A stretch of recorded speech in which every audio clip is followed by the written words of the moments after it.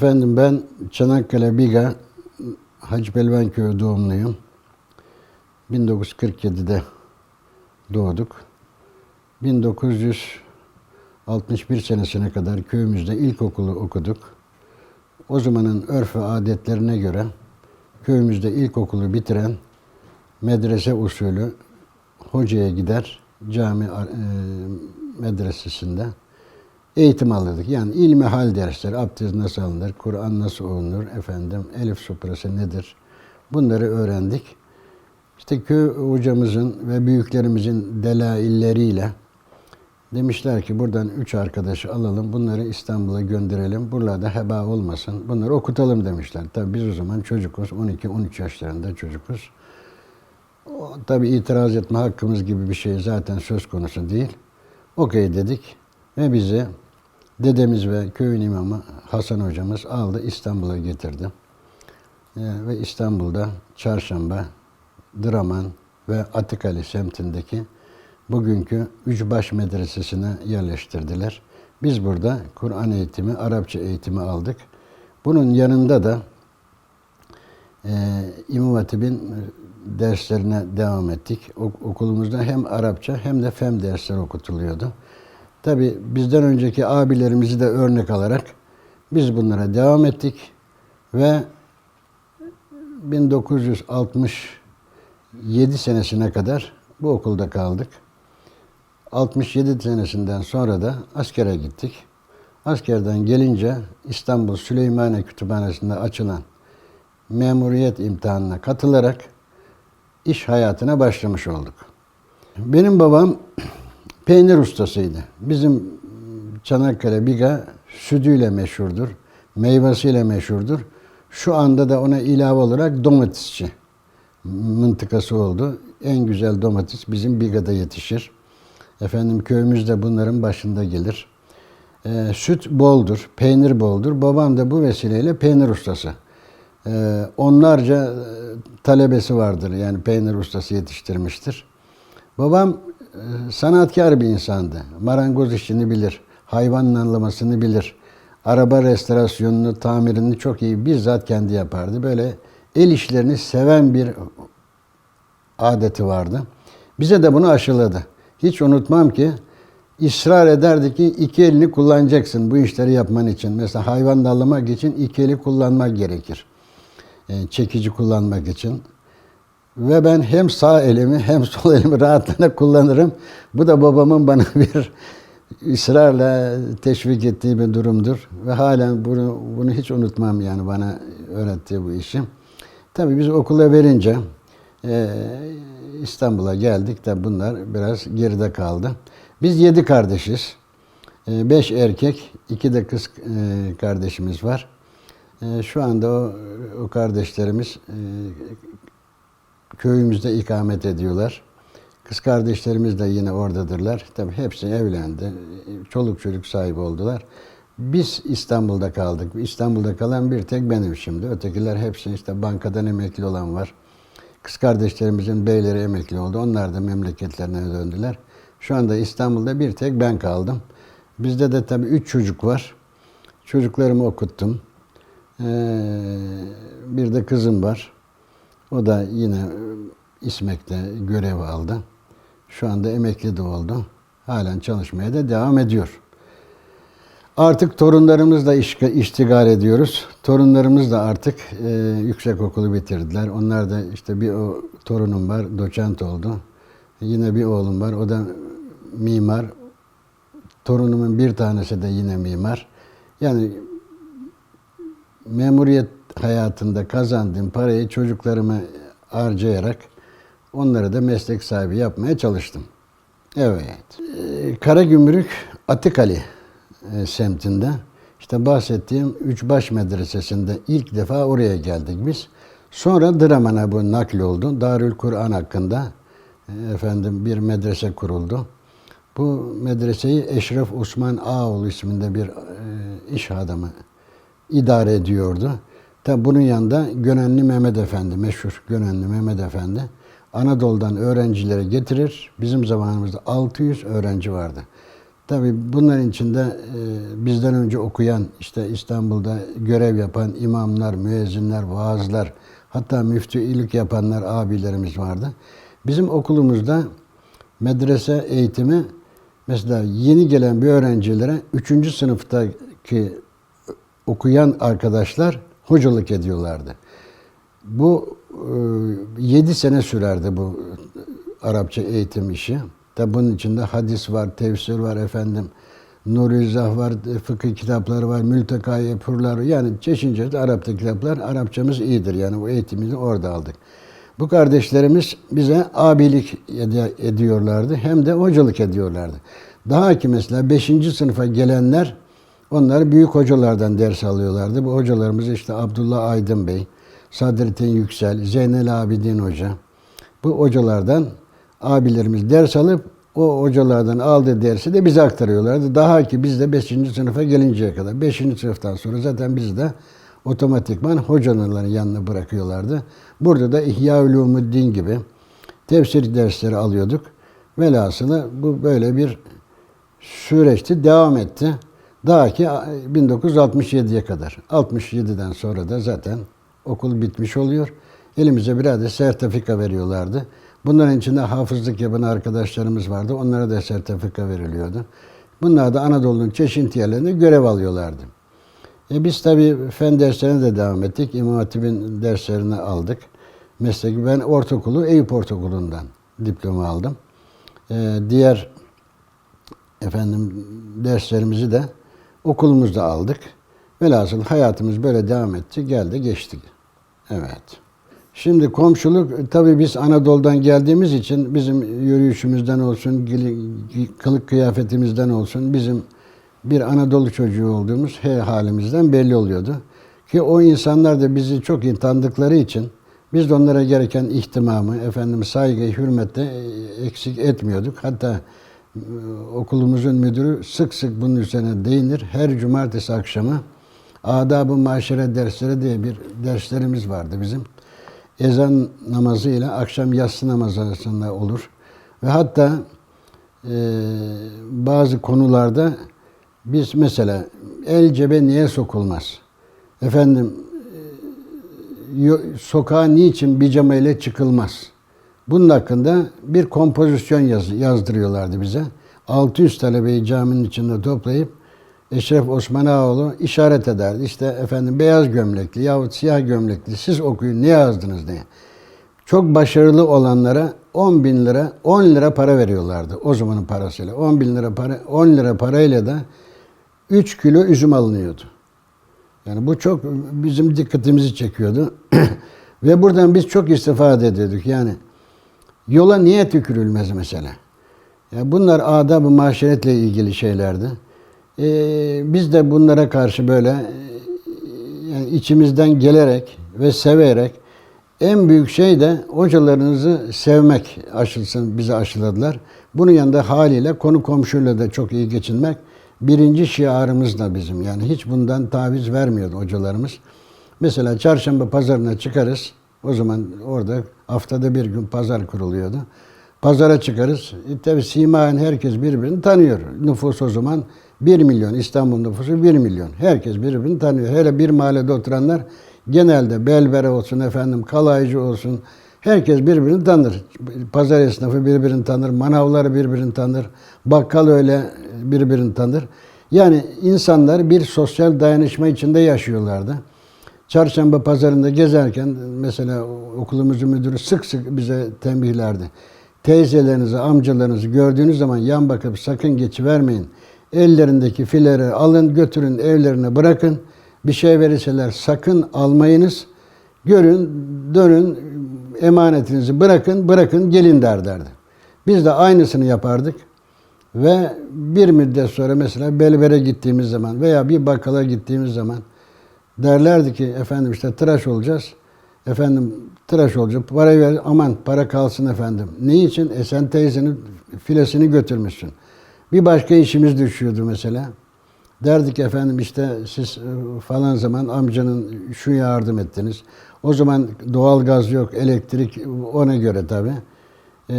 Kömür alınır. Edirne Kapı'dan develerle Arnavutköy tarafından kömür getirilir. Sokak aralarında kömür satılırdı.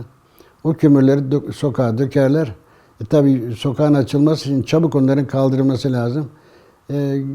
Sokaktan geçen gençleri rahatlıkla çağırabilirler. O çocuklar da hiç itiraz etmez. Komşudur, abidir. Efendim tabii bir de bunun içinde gurbetlik hasreti var yani. Biz onlara bir anne veya bir abla gözüyle bakıyorduk. Onlar da bize bir evlat gözüyle bakıyorlardı. Bu sosyal dayanışma böyle içimize işlemişti bizim. Yani bizde bir anne baba hasreti var. Onlarda da bir talebe sevgisi var. Böyle bir huzurlu bir ortam içinde yetiştiğimizi rahatlıkla söyleyebilirim yani. Ve bu hayat böyle geldi ve geçti efendim. Evet. Şimdi bizim gençliğimiz genelde dediğim gibi Atıkali, Karagümrük civarında geçtiği için yazları Yenikapı'ya giderdik.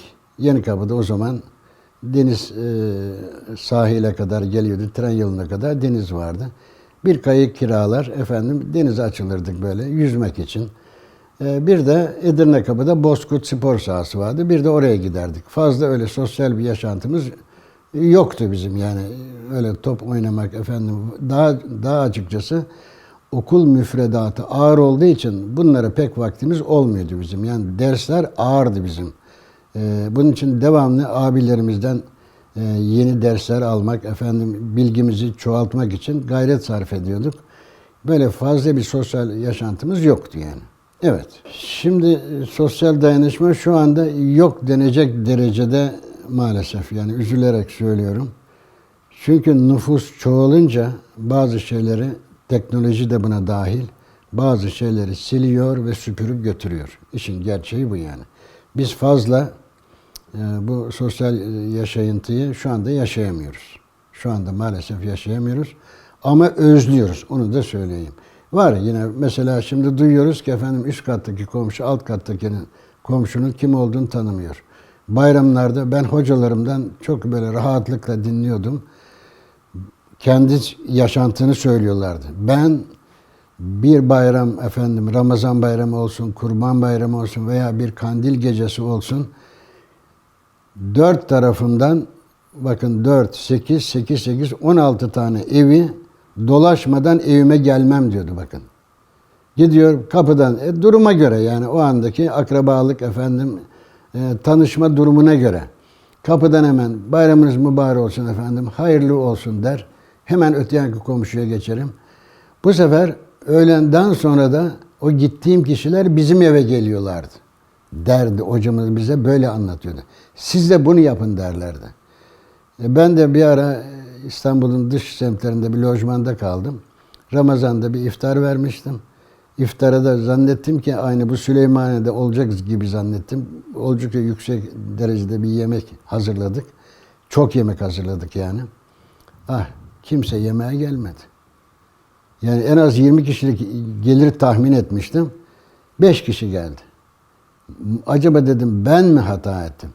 Daha önce tanışamadık şuydu buydu falan filan. Meğer hiç böyle bir adet yokmuş yani. Bu bizi üzüyor yani böyle olmaması lazım yani. Yani insanlara sosyal dayanışmadan hiçbir zarar gelmez. Daima fayda olur yani. Bunu yeniden oturtmanın bir yolları nedir? Nasıl yapılır? Bu da bizim yerel yönetimlerimizin bir vazifesi olduğunu düşünüyorum. Evet. Şimdi dedim ya biz Eyüp Ortaokulu'ndayken buradaki okullarda mesleki dersler vardı. El işi dersleri yani bunlar. El işi dersleri. Şimdi o zaman naylon çoraplar yok. Kızlara çorap ördürüyorlardı. Eli daha hafif olanlara da kaşkolu öldürüyorlardı. Erkeklere de cilt işi vardı. Demek ki yakın bir cilt atölyesi vardı ki okul oradan istifade ediyordu. Hocalarımız da biliyorsun meslek dersleri hocası olarak bize hizmet veriyorlardı. Allah razı olsun kendilerinden. Ve bu arkadaşlarımız bizi alır, hocalarımız buraya götürüyorlardı. Bakın böyle tıraş olunur, böyle cilt yapılır. Bize de hocamız bir cilt yapma işi görev verdi 2 arkadaşımıza. Bize de yardım etti hocamız. Biz de tesadüfen bir mevlid kitabıymış. Biz tabi o zaman bunun inceliklerine vakıf değildik ya açıkçası. Ama orada bir ilk iş böyle başladı yani. Ve hoca da bize yardım etti. O matbaacı kardeşimiz de bize yardım etti. Güzel bir şey yaptık. Ve bunu aldılar işte efendim vitrine de koydular. Böyle bir ödüllendirdiler biz açıkçası yani. Ve biz de bundan çok memnun olduk yani. İş burada başladı. Daha sonra ben askerden dönünce İstanbul Süleymaniye Kütüphanesi'nde mülakat açıldığını duyduk. Bu mülakata katılmak arzu ettik. Arkadaşlarımızla beraber, bir kısım arkadaşlarımızla beraber. Gittik. Bizi ön bir şeyden geçirdiler ve imtihanı size alabileceğini söylediler. Çünkü dediler siz Osmanlıca ve Arapçaya vakıfsınız. Bize de bu tür elemanlar gerekiyor. Çünkü bizim eserlerimizin ekserisi Osmanlıca, Farsça ve Arapça. Bize dediler bu şekilde elemanlar lazım. Ve bize öncülük tanıdılar. Mülakata girdik. Mülakatta da bizi kazandırdılar.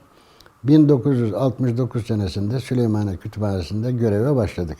20 arkadaş aldılar. O zamanki kütüphaneler Milli Eğitim Bakanlığı'na bağlıydı. 1982-83 senelerinde de ondan ayrıldılar. Yani Milli Eğitim'den ayırdılar. Kültür ve Turizm'e bağladılar. Bu 10 sene zarfında, 11 sene zarfında oraya imtihana giren arkadaşlarımızın tamamını, hatta daha önce görev yapmış arkadaşlarımız da dahil olmak üzere hizmet içi eğitim kurslarına tabi tuttular bizi. Cilt nasıl yapılır? Patoloji nedir? Zencirek nedir? Klişe nedir? Bunların bizzat böyle tatbik ederek bir fiil kendileri değil de bize yaptırıyorlardı. Hiç bozulmuş efendim, dağılmış, hiç katiyen üzülmeyiniz. Biz sizi eğitmek için çalışıyoruz. Bir bozuldu, iki bozuldu ama üçüncüye güzelini yaparsınız. Bu eğitim böyle olur, bunun eğitimi budur. Bunu yapmadan olmaz. Kitapla okumakla bu iş bizzat yürümez. Bunu bizzat yapacaksınız ki eliniz melike kesbetsin derlerdi. Ve nitekim bu eğitim kursları 10 sene, 11 sene böyle devam etti. Tabii o zamanlar cumartesi günleri öğlene kadar memurlar çalışıyordu. Öğlenden sonra veyahut da bazı günler tabii mevsimine göre yazında pazar günleri olmak üzere bu kurslar böyle devam etti. Biz de bunu severek yaptık. Yani böyle hocalar bize kendilerini sevdiriyorlardı yani. Birinci şeyimiz de buydu yani. Bir kere size bir şey öğretmek isteyene saygı duyacaksınız. Efendim onun yüzünü güldüreceksiniz. Bunun da neticesi, yolu hocalarınızı memnun edip o da size elindeki bilgiyi aktarabilsin. Karşılıklı böyle alışveriş olsun ki bu iş alsın, yükselsin. Ve bu böyle uzun müddet devam etti. Bunun neticesinde bize belge verdiler. Benim bonservisim de vardır. Bunu böyle aldık, sürdürdük. Ve işi de bu vesileyle sevmiş olduk. Yani hocalarımızın o bize gösterdiği yakınlık dolayısıyla işimizi sevdik. Hocamın ismi İslam Seçen Bey. Süheyl Ünver Hoca. Ebru'da Niyazi Sayın Hocamız. Allah sıhhat afiyet versin, uzun ömür nasip etsin. Şu anda sağdır. İslam Bey hocamız vefat etti. Allah rahmet eylesin. Onun hocası Emin Barın Bey. Hat sanatında Kemal Batanay, Recep Hoca, hatta Hamit Aytaç. Tabii biz cilt bölümünü seçtik. Bazı arkadaşlarımız Ebru yapımını seçtiler. Bazı arkadaşlarımız hat yazısını seçtiler. Bazı tesip seçtiler. Yani patolojiyi seçen arkadaşlarımız oldu. Bunlar ayrı ayrı dallarda Osmanlıca dersleri vardı. Ayrıca yine Arapça dersleri vardı. İşte biliyorsunuz Aklam-ı Sitte denilen Arap harfleri 6 şekilde yazılır. Buna Aklam-ı Sitte denir. Hazreti Peygamber döneminde biliyorsunuz Küfi yazı var. Küfi'den sonra Nesih var, Sülüs var, Celi Divani var, Reyhani var, Talik var. İranların Afrika'da Gubari yazılar var. Bunların böyle bir eğitim sureti içinde bizi aşıladılar. Bunların işte hocalarımızın sayesinde oldu bunlar tabi. İşte bunlara biz de erken ihtimamı gösterdik ki bir müddet sonra bu vazifeler bizim omuzumuza yüklendi. Biz de gerekeni yapmaya çalıştık. Bu çalışmalarımız 25 sene Süleymaniye Kütüphanesi'ne devam etti. Daha sonra da bizi yurt dışına öğretici olarak göndermeye başladılar. Ben 1985 ve 1989 senesinde Suriye Hafız-ı Sa'd Kütüphanesi'nde yeni yapılan kütüphaneye cilt atölyesi kurup, öğrenci yetiştirip, bunu çalışır hale getirmek vazifesini bana yüklediler. Ben de bunu elhamdülillah 10 bayan, 10 da erkek öğrenciyi bana teslim ettiler. Biz de elimizden bildiğimizi o kardeşlerimize aktardık.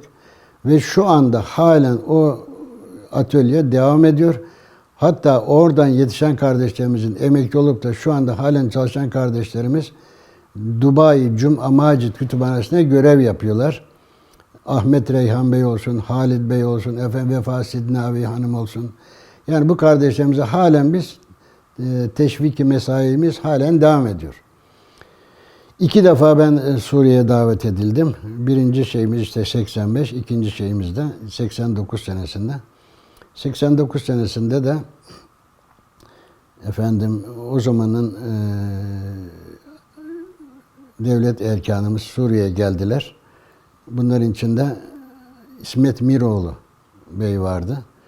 Dedi ki ben Arşivler Genel Müdürüyüm. Burada sizin de bakınız işiniz var. Fakat bize de eleman lazım. Benim adresimi, ismimi, cismimi aldılar. Ben 90 yılında İstanbul'a döndüğüm zaman müdürüm dedi ki senin tayinin Osmanlı arşivlerine yapıldı. Haberin var mı dedi. Dedim ki var. Evet İsmet Bey'le görüşmüştük dedim.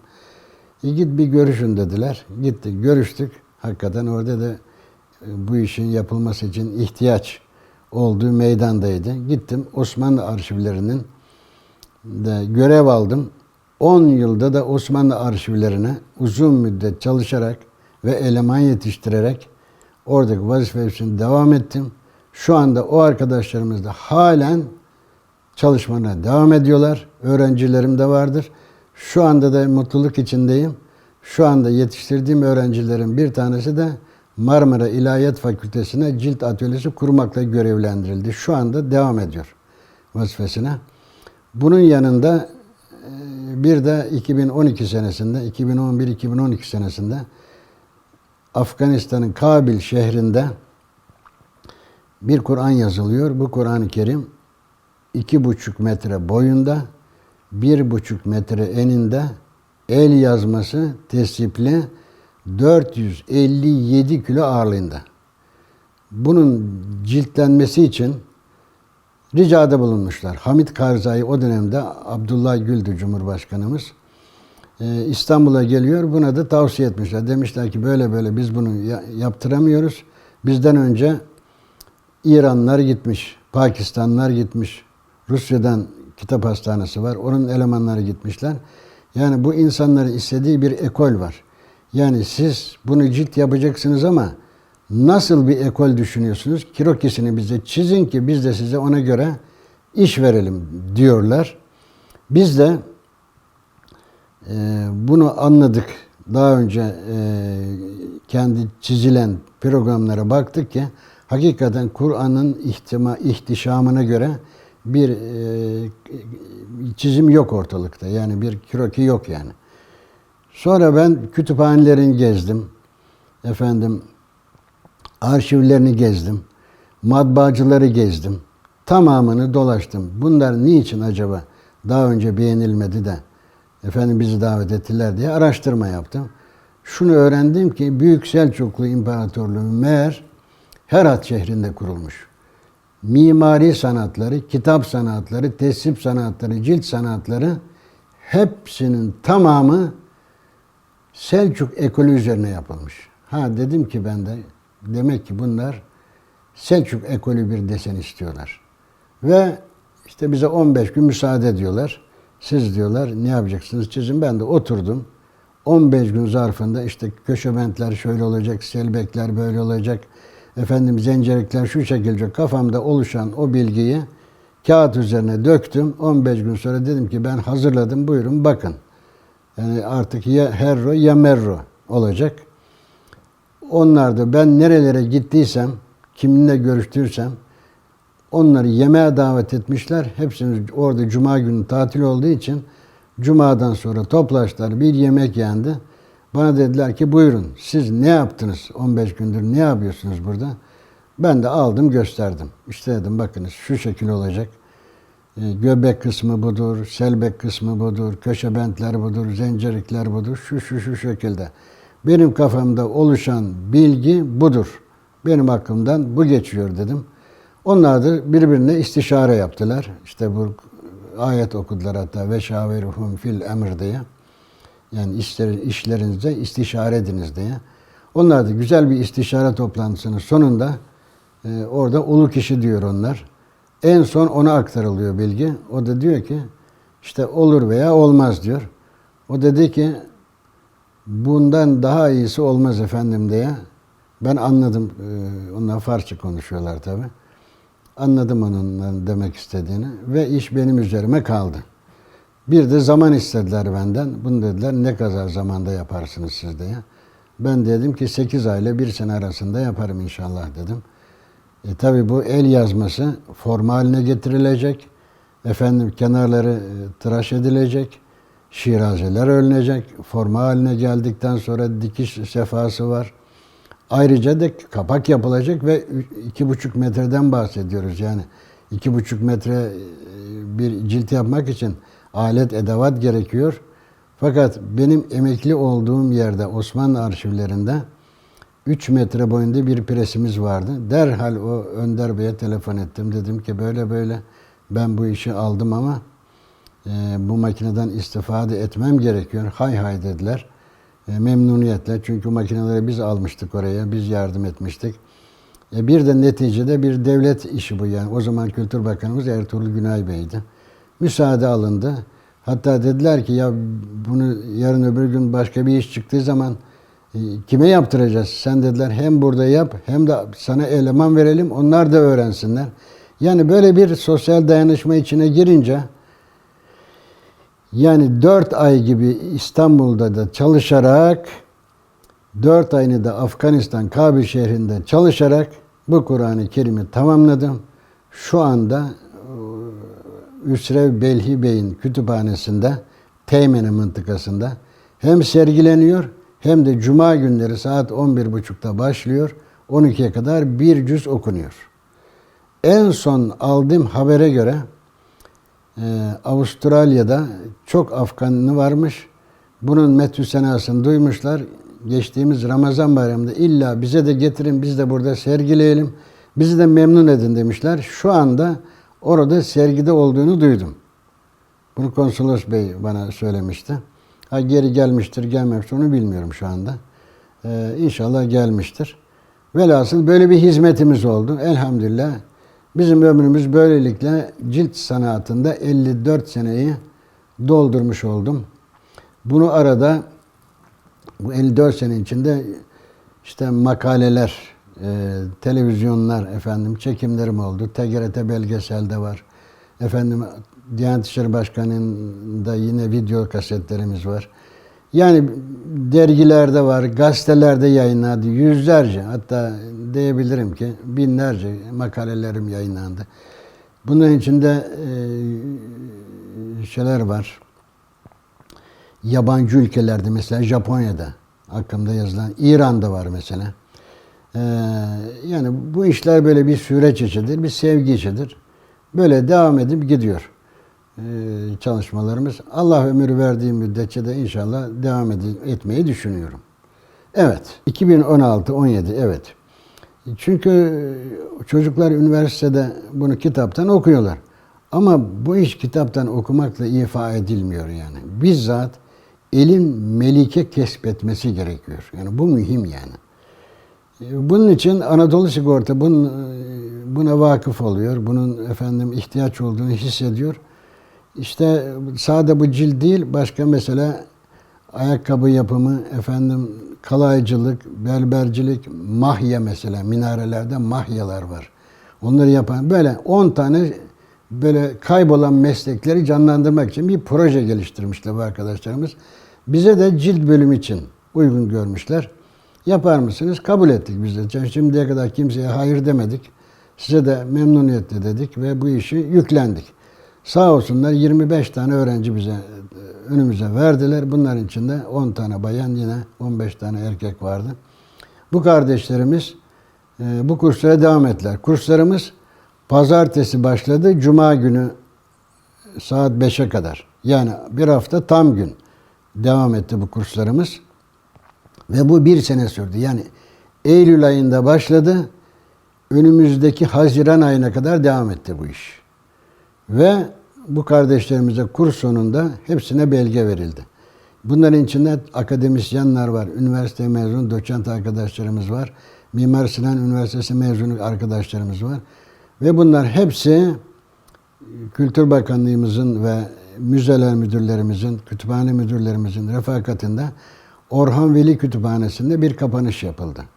Ve burada da işte Osmanlı arşivlerinden de yine arkadaşlarımız geldiler. Bu kardeşlerimizin hepsi paylaşıldı. Ve hepsi görev aldılar. Bir kısmı özel çalışıyor, bir kısmı da devlet dairelerinde şu anda hizmet veriyorlar. Bu da bir güzel bir şey oldu.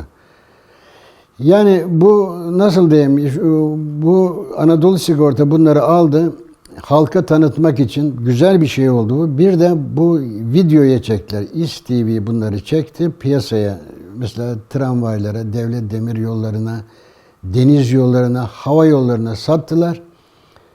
Oldukça masraflı bir iş ama bunlar bu masraflarını da karşılamış oldular.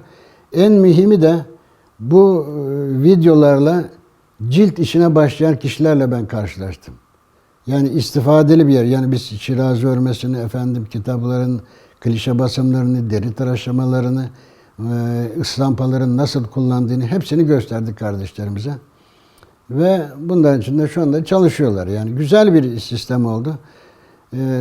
Bir de bu arkadaşlarımıza Anadolu Sigorta işte önlük verdi, öğlen yemeği verdi Onların ne gerekiyorsa, onlara ne yapmak gerekiyorsa hepsini yaptı. Hiçbir emeğini esirgemedi Anadolu Sigorta. Ve güzel de bir çalışma oldu. Fakat araya bir pandemi girdi. İkinci senesi yani 2018'de Eyüp Belediyesi'ne başladık. Araya pandemi girince bu iş bir sekteye uğradı. Şu anda da henüz yeni bir şey yok. Olursa yine başımızın gözümün üstünde yeri var. Devam ederiz inşallah. Evet. Şimdi ben 2000 yılında emekli oldum. Yani aklımızda geçen şuydu. Yani emekli olacağız. Anadolu'ya gideceğiz. Orada işte birkaç tavuk alacağız. Böyle bir emeklilik. Tabi bu gençliğimizde kurduğumuz hayallerdi bunlar. Fakat hiç öyle olmadı bu işler. Çoluk çocuk büyüdü. Mesuliyetlerimiz arttı. Torunlar dünyaya gelmeye başladı. Bir işler yapmak gerekiyordu. Yine düşündüm ki biz bu İstanbul'da bu işe devam etmemiz gerekecek.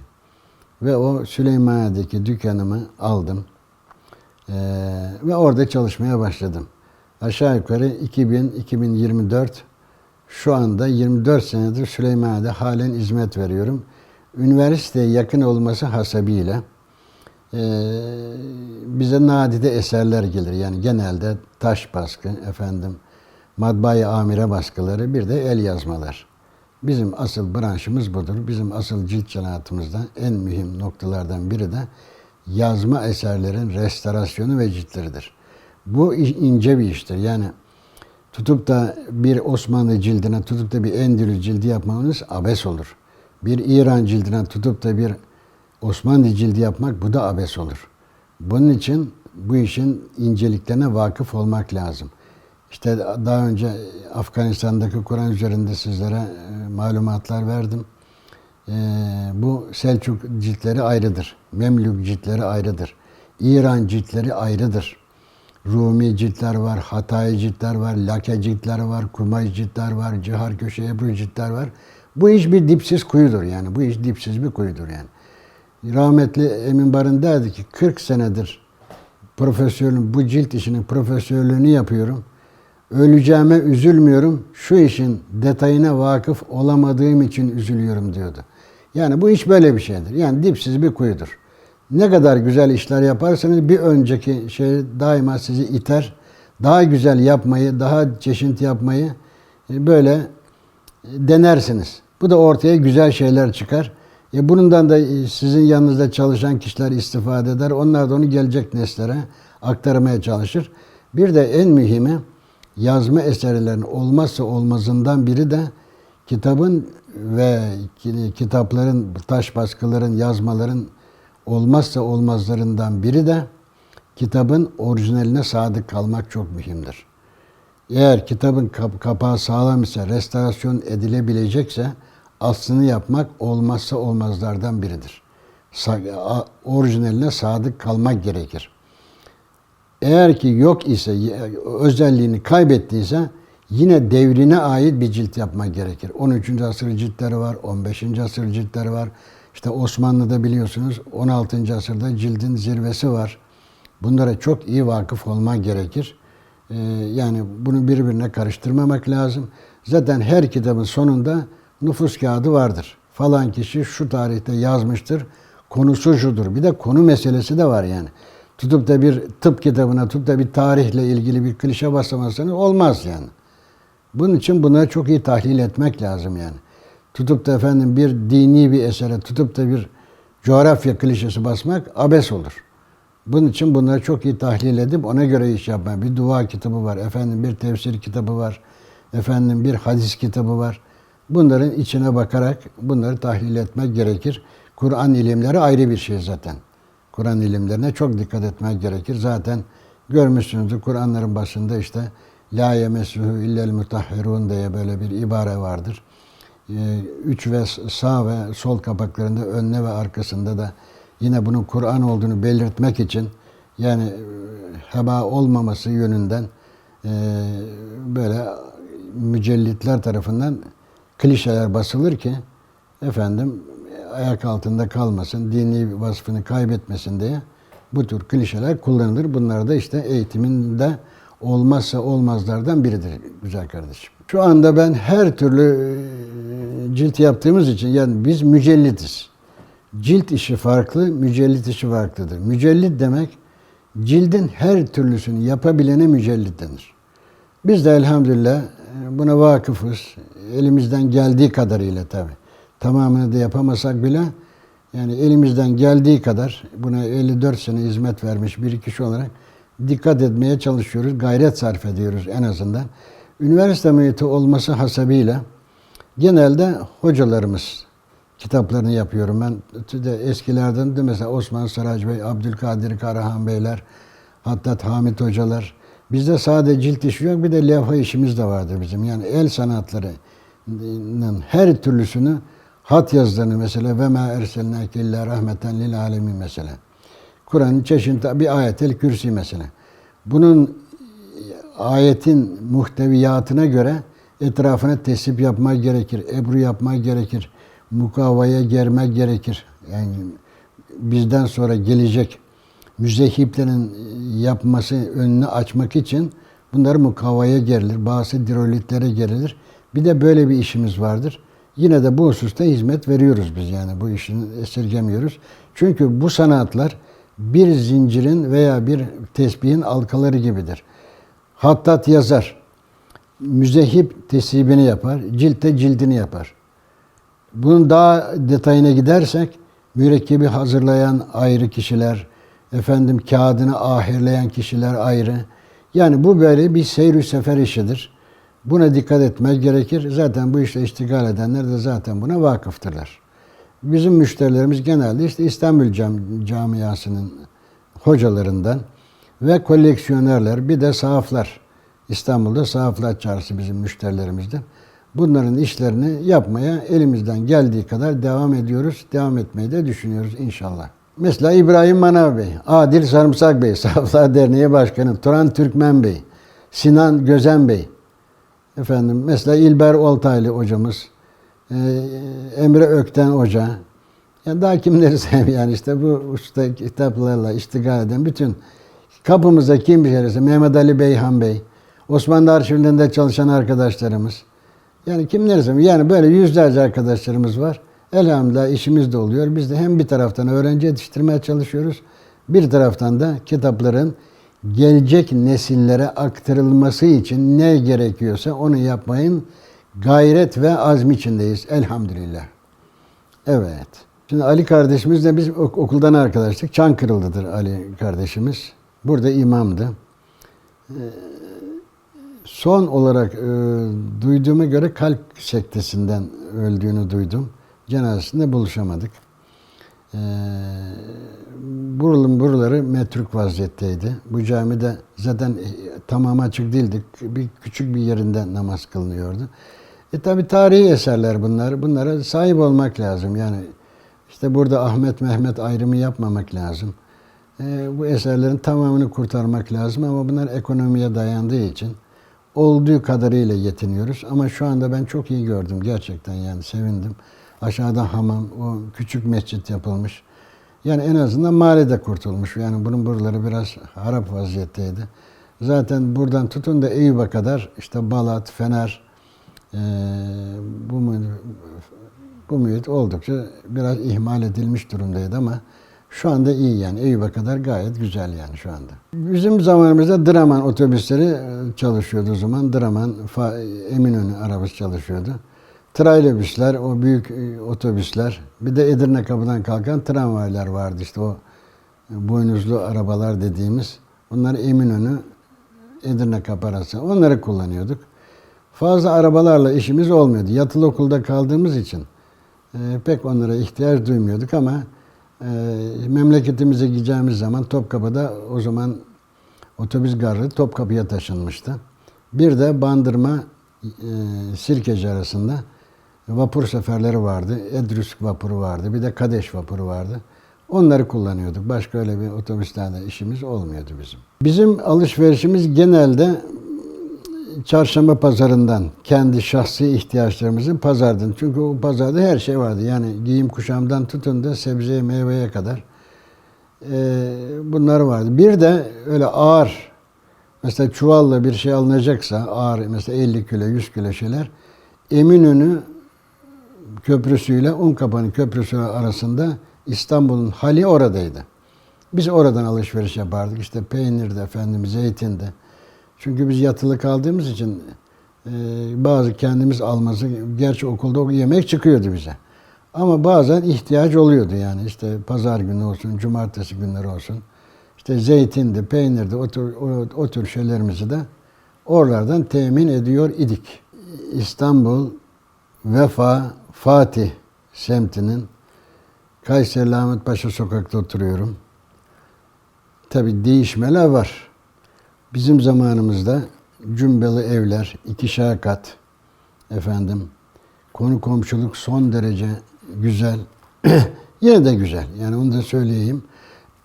Ama işte şehir nüfusunun artması dolayısıyla yani eski şeyi aramıyoruz değiliz, yani arıyoruz maalesef. Bir de bu tarihi eserlere dokunma işi var işin içinde. Bu İstanbul'a büyük zarar verdiğini kanaatindeyim ben. Çünkü vatandaş evini tamir ettiremiyor, onarımını yaptıramıyor. Yaptırsa bile efendim maliyeti arttığından işin içine girmiyor. Satmayı tercih ettiler. Satma tercih edince de mimari organizasyon bozuldu kanaatindeyim ben. Maalesef yani.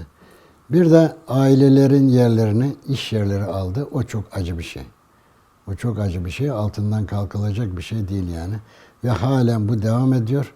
Buna yerel yönetimler nasıl bir çare bulunur onu bilmiyorum. Fakat gerçekten bu üstünde düşünülmesi gereken bir şeydi. Ben mesela bizim mahallemizde İstanbul'da son yetişen Hattat Bayan Müşerref Çelebi Hanım vardı. Onun beyi Nazif Bey mesela. Bunlar bir Süleymaniye'nin ekolü insanlardı. Hemen Süleymaniye Kütüphanesi'nin kapısından çıkıverince sol tarafta İsmet İnönü'nün konağı vardı mesela. Onun bahçesinde incir vardı, efendim hurmalar vardı.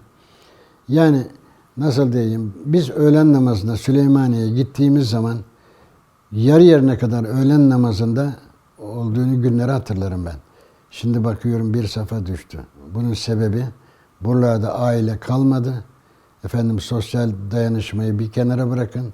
Aile kalmadı, iş yerleri oldu. Ve camiler mahzun kaldı diyebilirim yani. Buna bir çare olması lazım yani. Sultanahmet'i kaybettik, Süleymaniye'yi kaybettik. Şehzadebaşı herkese otel mıntıkası oldu. Bunun altından nasıl çıkılır, nasıl halledilir? Bunu yerel yönetimlerin düşünmesi lazım.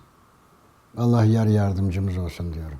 Benim evim Kemal Derviş'in dedesinin evi. 1897 depreminde işte Aksaray, Fatih çok büyük zarar görmüş. O zamanki yerel yönetimler, yanlış hatırlamıyorsam Lütfü Kırdağ herhalde belediye başkanı, ki o da ayrı bir şey. Çok üzüldüm. Onun hayatını okudum ben. Çok üzüldüm yani. En son Yassıada yani Manisa'yı ihmal etmiş, İstanbul'da büyük projeler yapmış, büyük hizmetler dokunmuş. Ama en sonunda Yassıada Mahkemesi'nde ifade verirken birden kalp krizi geçiriyor ve ölüyor. Yani çok acı bir şey. Çok hizmet etmiş ama. Gerçekten çok hizmet etmiş o Lütfü Kırdar Bey. Şimdi bu Süleymaniye'nin meselesi gerçekten işler acısı. Gerçekten işler acısı. Ama nasıl çıkılır, nasıl edilir? Onu da büyüklerimiz düşünsün yani. Evet. Evimden bahsediyorduk. Ben Kayseri Ahmet Paşa sokakta oturuyorum. Kemal Derviş Bey'in dedesinin evi. O zamanki yerel yönetimler çıkarılan bir kanun hükmüne 975 müsaade etmişler. Dışı beton, tuğla yani. Ön kısmı da yine tuğla ve beton. Orta kısımları da ahşap. Hem yangına birbirine sirayet etmesini önlemek için bunları ele almış. Ve yükseklikler de 975 olarak tespit edilmiş. Ve o bizim evde onlardan biri. Hamit Halim Paşa bu kişi. Ben burasını 1980 küsürlerinde aldım. O zaman lojmanda oturuyorduk. Lojmandan çıkmamız icap etti. Ve orasını aldık, onardık. Kendi bildiğimiz veya danıştığımız kişilerin tavsiyesi üzerine onardık. Halen evde oturuyorum. Evi de çok seviyorum. Güzel yani. Müstakil bir evdir. Halen orada oturuyorum. Çoluk çocuğumu da orada büyüttüm. Şu anda da halen orada çoluk çocuk oturuyoruz yani. Arada uçurumlar var. Arada uçurumlar var. Gençler bile birbirini tanımıyor. Halbuki yani hadi ihtiyarlar neyse hadi birbirini tanımasa da olur da ama gençlerin birbirine selam vermemesi bu sosyal dayanışmanın zayıfladığının işareti olarak görüyorum ben. Yani bir insan bayramda komşusunun kapısını rahatlığına çalabilmeli. Veya yaşlı bir kişi de onlara kapısını açmasını bilmeli yani. En azından küçük ikramiyelerle, küçük bağışlarla onları ödüllendirmeli büyükler. Küçükler de bunu esirgememesi lazım. Çünkü biz toplum hayatında yaşadığımız için birbirimize ihtiyacımız var. Sosyal dayanışmaya farz-ı ayın gibi ihtiyacımız var. Bunu ihmal etmememiz lazım. Gayet güzel komşularımızla ama eski usulde değil yani. Eski usulde değil yani. Daha bu nüfusun birden patlaması neticesinde eski komşularımız kalmadı tabii. Onların bir kısmı taşındı ama ne yapalım yani hayatta bunu gerektiriyor yani. Ama bu neticede iş eğitimi işine dayanıyor. Bunu bir yerinden başlamak lazım. Ama nereden başlıyor? Bunlar eğitimcilerin işi. Bir yerden başlamak lazım. Yani böyle olmaması lazım. Yani biz bir Türk milletiyiz. Geçmişimizi çok iyi tahlil etmek lazım. Neydi? Bakın sizi de kutluyorum gerçekten yani. Böyle bir şey ön ayak olduğunuz için teşekkür ediyorum. Bu bizi üzüyor. Gerçekten üzüyor. Yani bir bayram geçiyor, komşu komşunun kapısını çalmıyorsa, bir cenazesi oluyorsa, birbirine destek olmuyorsa, bir hastalığı ziyaret etmiyorsa bunun üzerinde düşünmemiz gereken bazı işler olduğunu düşünüyorum yani. Bu işin bir yerinden tutup ayağa kaldırmak lazım diye düşünüyorum yani. Çünkü ben İstanbul'da uzun müddet yaşadım. Yani 61 senesinden beri İstanbul'dayım. Şu andaki durumla onu kıyasladığım zaman arada büyük uçurum görüyorum ki öyle olmaması lazım. Biz mesela camiden çıkan her cumatın gider elini öperdik. Onlar bize sıhhat afiyet diler, sağlık afiyet diler. Biz de onların elini öperdik. Öyle bir maddi bir çıkarımız asla yoktu. Sadece konu komşuluk hatırı için bu yapılıyordu yani. Allah yar yardımcımız olsun diyorum yani. İşte dedim ya bir kere bir çocuklar giydirilir. Sokak aralarında boş arsalar varsa oralara küçük işte oyun bahçeleri döneceklerine böyle aletler vardı. İşte atlı karıncalar dedikleri öyle çocuk oyunları. Bir de mahallede böyle dışarıdan gelen sangaçlar demiş sallanmak için çocuklara. Yani işte diyorum ya o çocukları birbirine kaynaştırmak için ne gerekiyorsa yapılıyordu yani. Büyükleri küçükleri, küçükler de büyüklere saygı gösterir, ellerini öperler. Yani böyle bir sistem vardı yani. Şimdi artık boş arsada kalmadı. Şimdi İstanbul'un nüfusu tabii bunu gerektiriyor herhalde ki bundan mahrum kaldık yani. Böyle yaşayamıyoruz yani. Letüftehannel Konstantiniye ve lenimel emur emuruha ve lenimel ceyşu zalikel ceyş. Efendim bu hadisi şeriftir. İstanbul'u fetheden kumandan ne güzel bir kumandandır. Onun askeri ne güzel askerdir. Yani İstanbul bu.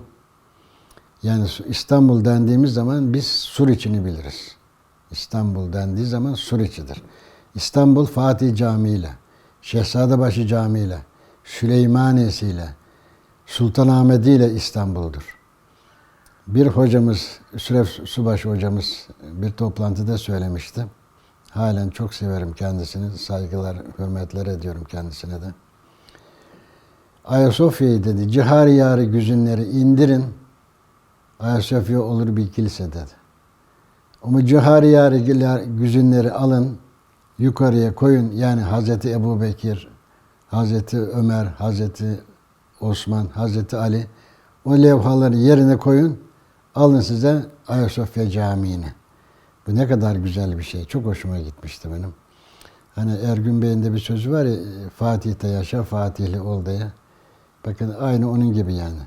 İstanbul'u yaşamak için İstanbul'u çok iyi tahlil etmek lazım.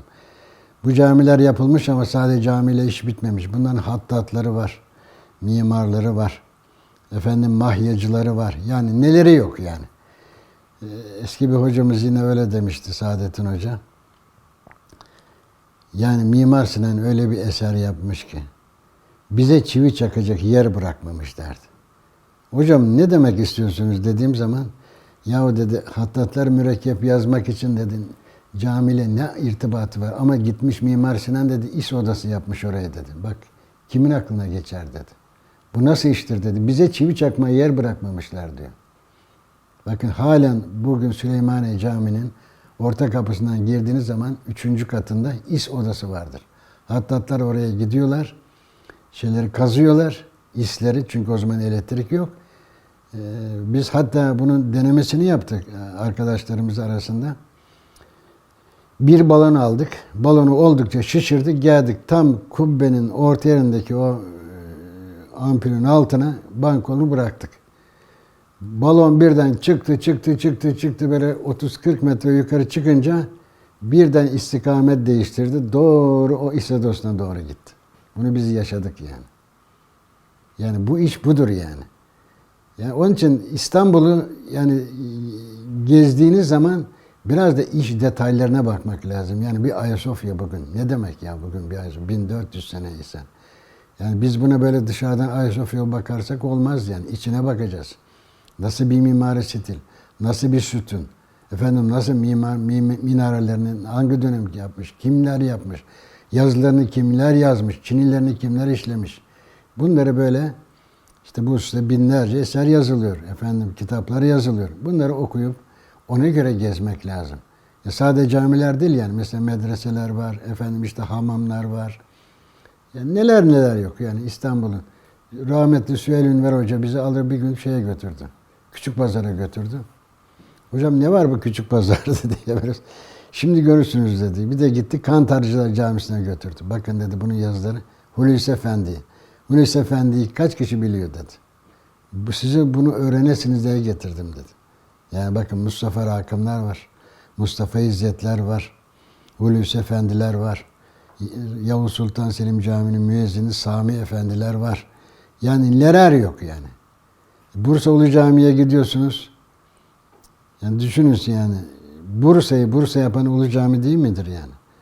Bunun için Ulu Camii'de olsun, Süleymaniye'de olsun, Sultanahmet'te de olsun, bunların böyle iç detaylarını bilerek gezmek her zaman bizim gönlümüzü ferahlatır. Bunun için bu gözle İstanbul'a bakmak lazım. Sadece bunlar da değil yani. İşte bakın Eyüp'ten Yedikule'ye kadar her yer bir surlarla çevrilmiş. Bunların altında neler yatıyor? Onların aralarında işte su depoları var işte. O surların dibi oyuktur yani böyle. Tekne gibidir yani. Oraya şeyler girmesin. Efendim sudan geçemesin. Nerede yapılmış bunlar? Edirne Kapı'da öyle Sulu Kule denilen bir şey var. Sulu Kule dediğimiz biz şimdi yani başka manada anlıyoruz. Halbuki dört tarafında 4 tane kuyu vardır. Yani sulu kule. Yani kule ama sulu. Yani o camiye bir nevi şey veriyor. Ayvalıdere'den gelen, Aksaray'dan geçen Yenikapı yakını o zamanlar bir nehir varmış. Bir dere var orada.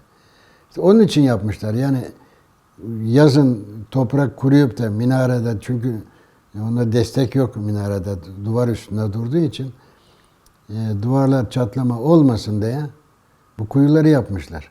İşte 1952'de bunlar imha edilip de kaldırılınca bu kuyular kapatılınca camide çatlaklıklar meydana geldi.